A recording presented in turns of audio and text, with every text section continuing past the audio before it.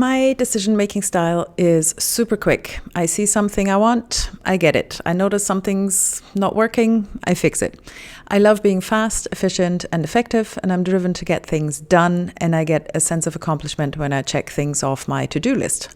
Sometimes I even write things down that I've already done just so that I can check them off, and I know I'm not the only one. Limbo is a very uncomfortable place for me to be. I like to be in control, and I like closure. My husband, his decision-making style is very, very slow.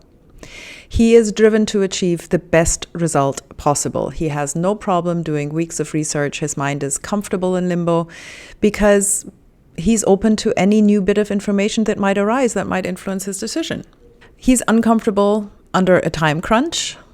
It gets too hectic for him, and then he fears that he's missing out on important information. It took us a few years to figure this out, but we now appreciate our differences and how they complement one another. If the risk of getting it wrong is low, then I just go ahead and decide and do it, because in my mind, if a decision turns out to be wrong, I can just make another decision.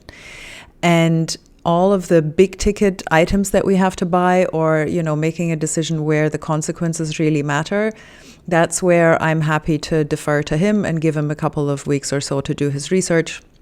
But I do give him a deadline and say, look, let's, try and take, how much time do you think you need to make the decision?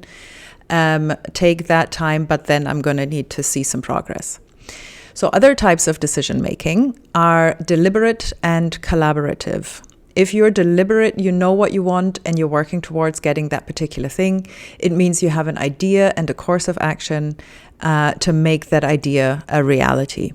If you're more collaborative, you want everyone to be on board with your decision, and you feel uncomfortable if there isn't 100% buy-in from everyone involved. This can turn into people-pleasing, and if you're relying on too many different people to get on the same page, it might just take a very long time or might indeed be impossible. So for wedding planning, I would say concentrate on what you and your partner want, because you are the two most important people on that day. So how is this playing out in your wedding planning process? Do you have to taste all the cakes before you can get the best one? Or do you make sure they're gluten-free and vegan so that every guest can partake? Let me know.